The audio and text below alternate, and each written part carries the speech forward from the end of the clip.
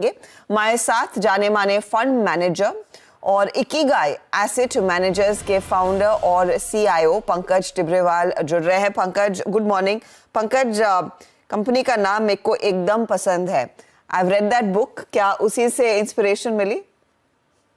Yes Harshada, अगर आप देखें तो ये बुक काफी क्लोज है एंड कंसेप्ट वाइज अगर आपके दर्शकों को बताऊं तो इसका मतलब है पर्पस ऑफ लाइफ।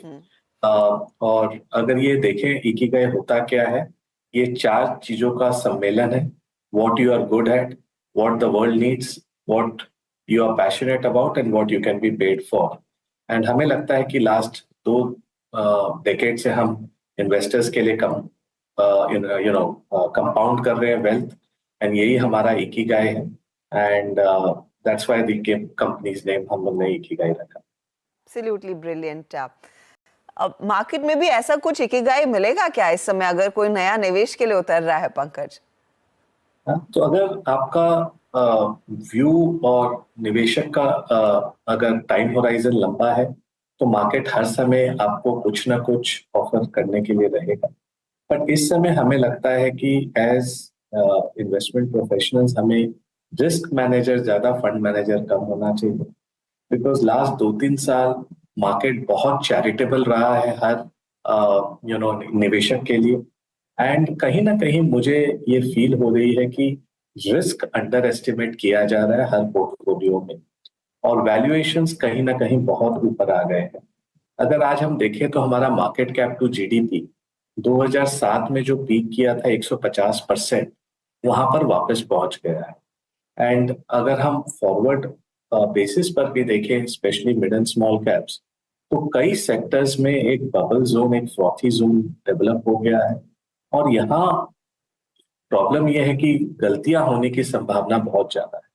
तो इस समय थोड़े से कॉशियस होके नेक्स्ट 12-18 महीना हमें ठीक से नेविगेट करना होगा मार्केट में। और हमें लग रहा है कि जो इस तिमाही के और नेक्स्ट तिमाही के नतीजे आएंगे वो थोड़ा स्लो हो सकता है। लास्ट ईयर अगर हम देखें तो एनएसई 500 कंपनियों ने करीबन 30% इंक्रीज किया मुनाफे में। बट इस साल हमें लगता है कि ये नंबर 30% से घटकर 13 से 15% के बीच में होगा। और जब ये नंबर होगा तो इस टाइप की वैल्यूएशंस को सस्टेन करना थोड़ा डिफिकल्ट हो सकता है मार्केट में। और हमें लग रहा है नेक्स्ट 6-8 महीने में चाहे क्या ट्रिगर होगा वो तो बाद में ही पता चलेगा हाइंडसाइट में।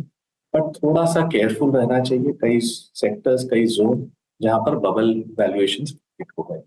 बबल वैल्यूएशंस के लिहाज से पंकज, आपको कौन सा वो एक सेगमेंट लग रहा है जहां से इस समय ही दूरी बना लेनी चाहिए? क्योंकि जो बड़ा ट्रिगर आएगा वो इनफैक्ट 2 हफ्तों में है।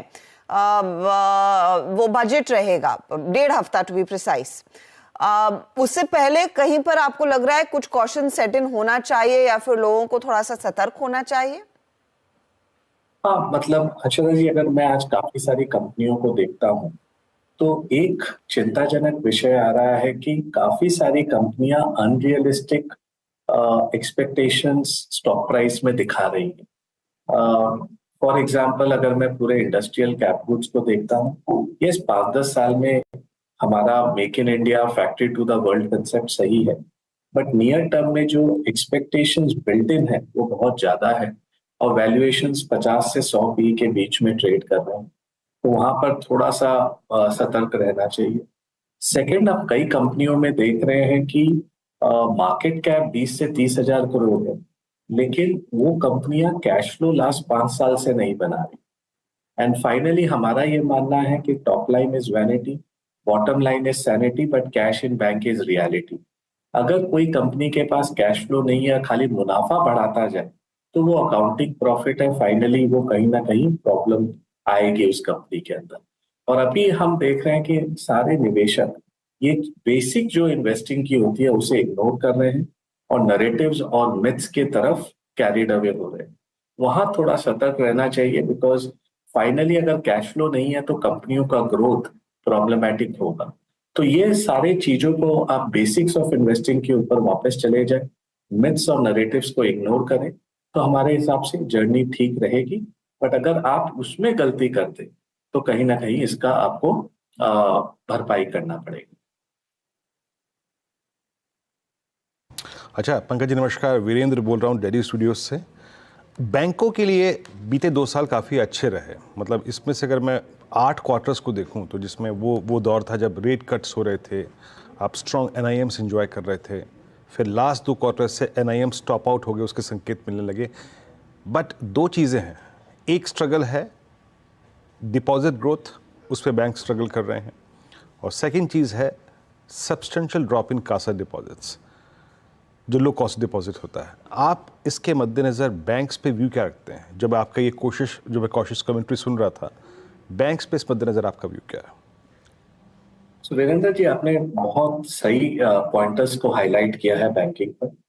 और अगर रिलेटिव वैल्यूएशन में देखें तो आज बैंकिंग एक सेक्टर है जहां पर आप वैल्यूएशंस आपके फेवर में है, रिस्क रिवॉर्ड आपके फेवर में, और काफी जो नेगेटिव्स हैं वो प्राइस्ड इन है। डिपॉजिट एक चैलेंज है, एंड हम सारे बैंकों के अपडेट को देखें जून तिमाही के, उनमें देखा कि कासा काफी प्रेशर में है, और उसके कारण जो निम है, नेट इंटरेस्ट मार्जिन, वो भी प्रेशर में रहेगा।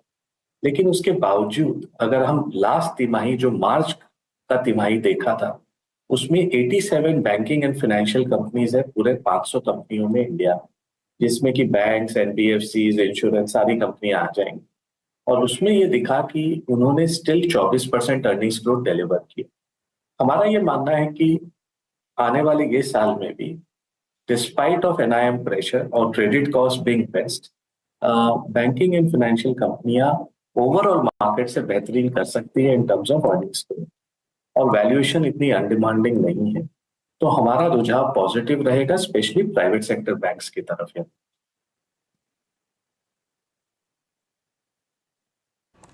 ओके, ये बैंक्स पे आपका व्यू है। अच्छा पंकज जी, साथ ही साथ थोड़ा सा बैंक्स के साथ साथ अब NBFCs की तरफ अपना जो हम इस बातचीत को लेकर चलते हैं। अब NBFCs में भी 2 तबके और थे, HFCs, दूसरा था गोल्ड फाइनेंस कंपनियाँ। गोल्ड फाइनेंस कंपनियों के पीछे गोल्ड की प्राइस में इजाफा ये बड़ा कारण था, और HFCs ने बीते 6 महीने में डोमिनेट किया, I mean chasing real estate and real estate ancillary. आपका व्यू इन दो स्पेस में उन लोगों के लिए जो अच्छा पैसा बना के बैठे हैं, क्या अभी भी यहाँ पर अपसाइड बाकी है, या फिर एक रीजनेबल प्राइस है प्रॉफिट्स को कैश में कन्वर्ट करने के लिए? वरिंदर जी, अगर आप देखें तो मेरे हिसाब से HFC जो है एक ग्रोइंग सेक्टर है, और हमें लगता है कि यहाँ पर डिमांड फॉर लोन काफी स्ट्रॉन्ग रहने वाला है आने वाले फ्यू सालों में। और रियल एस्टेट पर हमारा रुझाव पॉजिटिव है अंडरलाइन। हमें लगता है कि हम मिडिल ऑफ द साइकिल में है, एंड ऑफ द साइकिल में नहीं है, और 4-5 साल की रियल एस्टेट में तेजी और चल सकती है। अगर अंडरलाइन व्यू पॉजिटिव है और डिमांड फॉर लोन अगर ग्रो किया, तो जो भी housing finance companies, obviously risk आपको देखना पड़ेगा, किन कंपनियों में क्या रिस्क है और वैल्यूएशन रिस्क कहाँ पर सबसे ज्यादा है। अगर उसको आप सिक से संभाल लिए तो ये एक स्ट्रॉन्ग ग्रोथ एरिया रहा है। इवन बैंकों के लिए भी अगर आप देखें कि कौन से पोर्शन उनके लोन ग्रोथ में सबसे ज्यादा है, तो वो एक हाउसिंग दिखता है, एक पर्सनल लोन दिखता है, कॉर्पोरेट क्रेडिट आज भी सबड्यूड है। तो हमें लगता है कि हाउसिंग फाइनेंस कंपनियां काफी ठीक कर सकती है।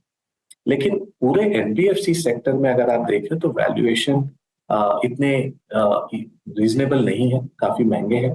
और कहीं ना कहीं एक चीज लोग मार्केट इग्नोर करते हैं कि अगर आप RBI का एनुअल रिपोर्ट देखो तो उन्होंने एक चीज मेंशन किया है कि जिस तरह बैंक्स में CEO के अपॉइंटमेंट के लिए बैंक बोर्ड को RBI से अप्रूवल लेना पड़ता है, आज वो HFC और NBFC में वो चीज नहीं है। हो सकता है, उन्होंने अपने एनुअल रिपोर्ट में लिखा है कि आने वाले समय में ये चीज उनके लिए भी आ सकती है। तो ये अगर आया तो थोड़ा रेगुलेटरी ओवरहेड हो सकता है, and over a period of time ये चीज हमें नजरअंदाज नहीं करनी चाहिए। पंकज, जब आज के पर्सपेक्टिव से टेक्नोलॉजी कंपनियों में एक अच्छा खासा रुझान बना है, आई एम श्योर आपने TCS की कॉन्फ्रेंस कॉल के डिटेल सुने हैं या पढ़े हैं। कंपनी अभी भी ये नहीं कह रही है कि द वर्स्ट इज ओवर, हालांकि उसके कुछ साइंस ड्रॉप करने लगी हैं। क्या इनके नंबर्स जो कांस्टेंट करेंसी ग्रोथ आई है, आई एम श्योर आप स्पेसिफिकली कंपनी पर कमेंट नहीं करना चाहेंगे, अगर कर सकते हैं तो प्लीज गो अहेड, सिग्नल्स है कि परहैप्स ये रेवेन्यू जो बॉटम आउट होना था वो मामला हो चुका है, अब यहाँ से कुछ टेलविंड्स ही पकड़ेंगी ये कंपनियां और कुछ बेहतरी देखने को मिल सकती है आईटी में? ये हर्षिता जी, अगर आप देखें तो हमें ये उम्मीद थी कि ये क्वार्टर इतना स्ट्रांग नहीं रहेगा आईटी कंपनियों में, बट इंक्रीमेंटल हमारा चैनल चेक्स ये सजेस्ट कर रहा है अक्रॉस द, और जो भी डेटा पॉइंट्स हम यूरोप और यूएस से देख रहे हैं कि इंक्रीमेंटल डिमांड पिकअप होना स्टार्ट होना चाहिए। और वो कल टीसीएस की कमेंट्री में भी हमने सुना कि ओवरऑल सेक्टर में पिकअप स्टार्ट हुआ है। कई सेक्टर जो बीएफएसआई और बाकी सबड्यूड थे, वहां पर उम्मीद है कि आने वाले तिमाहियों में बेटर होगा। और अगर ओवरऑल सेक्टर की वैल्यूएशंस को देखें तो इतनी महंगी नहीं है रिलेटिव टू द मार्केट। लेकिन एक चीज ध्यान रखने की है कि इन कंपनियों में single digit earnings growth overall sector का रहेगा, बिकॉज उनकी बेस काफी बड़ी है। उस बेस पर और ग्रोथ लाना थोड़ा सा चैलेंज हो सकता है, बट एक भाव पर सेक्टर अट्रैक्टिव है, बिकॉज ये एक सेक्टर है जो कैश फ्लो निकालता है, एंड कैश प्रोड्यूसिंग कंपनियां हैं, वेरी स्ट्रॉन्ग कंपनियां। तो कोई भी कंपनी जब आपको 4 से 5% फ्री कैश यील्ड पर मिले, वो खराब के मार्केट में ही मिल सकती है जब डिमांड एनवायरनमेंट खराब हो, लेकिन वो कैश फ्लो आपको एक डाउनसाइड प्रोटेक्शन दे देती है। तो ये हिसाब से अगर देखें तो आईटी नेक्स्ट 12-18 महीने से एक सेफ जोन है जहां पर आपको रिस्क कम है। आज के मार्केट में मेरा ये रुझाव है कि capital preservation should be more than capital appreciation. अगर आप कैपिटल प्रिजर्व कर लिए इस साइकिल में, तो आने वाले साइकिल में आप पार्टिसिपेट कर सकते हो। तो गलतियां कम करनी है, कैपिटल प्रिजर्व करना है, उस अगर माध्यम से देखो तो आईटी एक सेफर जोन लगता है। हाल फिलहाल में ये हाइब्रिड गाड़ियों को लेकर काफी ज्यादा interesting view points Uttar Pradesh में आए। ऑफ कोर्स वो शायद पॉलिसी और रिवाइज होगी, रिफाइन होगी, लेकिन ये ईवी वर्सेस हाइब्रिड की जो जंग छिड़ी थी और उसमें क्लियरली वो हाइब्रिड के केस में मारुति की सेल्स पिकअप होने लगी courtesy the tie up they've done with Toyota, वो बहुत सही बैठा था। लेकिन इस समय ऑटो सेक्टर पर आपका रुझान क्या रहेगा पंकज? कंसिडरिंग एक तो मॉनसून में पिकअप, वो भी एक अच्छा साइन है, उस लिहाज से भी टू व्हीलर साइड पर डिमांड बनती दिखाई दे सकती है, लेकिन ये फोर व्हीलर सेगमेंट और ये एसयूवी वाला मार्केट जो सबसे ज्यादा एक्शन में रहा है इन कंपनियों के लिए। हमारा रुझाव ऑटो के तरफ पॉजिटिव है, लेकिन इसमें 4 सेगमेंट्स हैं, two wheelers, four wheelers, commercial vehicles और ट्रैक्टर्स, जिसको हम फार्म इक्विपमेंट। हमें लगता है इस साल फार्म इक्विपमेंट और टू व्हीलर्स थोड़ा बेटर कर सकते हैं, क्योंकि हमें रूरल में थोड़ा अपटिक दिख रहा है। लेकिन हमारा चैनल चेक्स ये सजेस्ट कर रहा है कि इन्वेंट्री लेवल पैसेंजर व्हीकल में थोड़ा ज्यादा है एट द डीलर साइड, और डिस्काउंट स्टार्ट हो गए across the models, across manufacturing. तो ये थोड़ा सा चिंता का विषय है कि ऑटोज में आफ्टर 2-3-4 साल बाद अक्रॉस द बोर्ड डिस्काउंट्स है और इन्वेंट्री लेवल्स ऊपर है, तो इसे हमें वेरी क्लोजली वॉच करना होगा।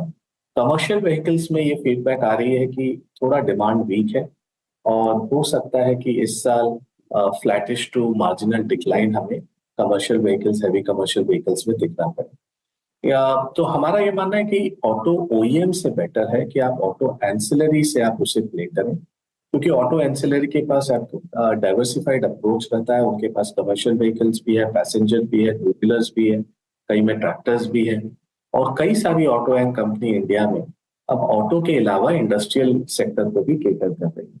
उनका जो पूरा टेक्सचर है कंपनी का, वो भी चेंज हो रहा है आने वाले सालों में। कई कंपनियां डिफेंस, एरोस्पेस की तरफ भी जा रही है, और उनकी कैपेबिलिटी है उस तरफ। तो मोर देन ऑटो एएम हमारा पोर्टफोलियो में रुझाव रहेगा कि आप ऑटो एंसिलरीज जो सारी सेगमेंट्स को केटर करती है उन पर ध्यान दें, और वैल्यूएशन वहां भी रीजनेबल है, कोई आउट ऑफ बैक नहीं है। अच्छा पंकज जी, एक और तबका, मतलब स्पेस, मैं इसको नॉट एग्जैक्टली फार्मा, इसे हेल्थ केयर कॉल करूँगा। Post Covid specially I think 2-3 चीज़ें हुई हैं। एक, हालांकि उस टाइम तो कोविड रेवेन्यूज़ थे, और जो कोविड जिन कंपनियों का कोविड मेडिसिन पोर्टफोलियो था वो अच्छी कर रही थी, बट उसके बाद फार्मा में अंडर परफॉर्मेंस थी। बट इस पूरे 3-4 साल में हॉस्पिटल स्टॉक्स ने बहुत मूव दिया, मेरे ख्याल से सारे hospital stocks all time high पे हैं। डायग्नोस्टिक में प्राइस वॉर थी, लेकिन अब थोड़ी सेटल हुई है, प्राइसेस विजिबल है कि इंक्रीज हो रहे हैं, स्टॉक्स पे इम्पैक्ट भी है, और इंक्लूडिंग फार्मा। इन 3 स्पेस पे विद इन ए बास्केट आपका व्यू क्या है इस वक्त? सो वीरेंद्र जी, अगर आप देखें तो हमारा फार्मा और हेल्थ केयर के तरफ रुझाव पॉजिटिव है। पहले फार्मा को लेते हैं।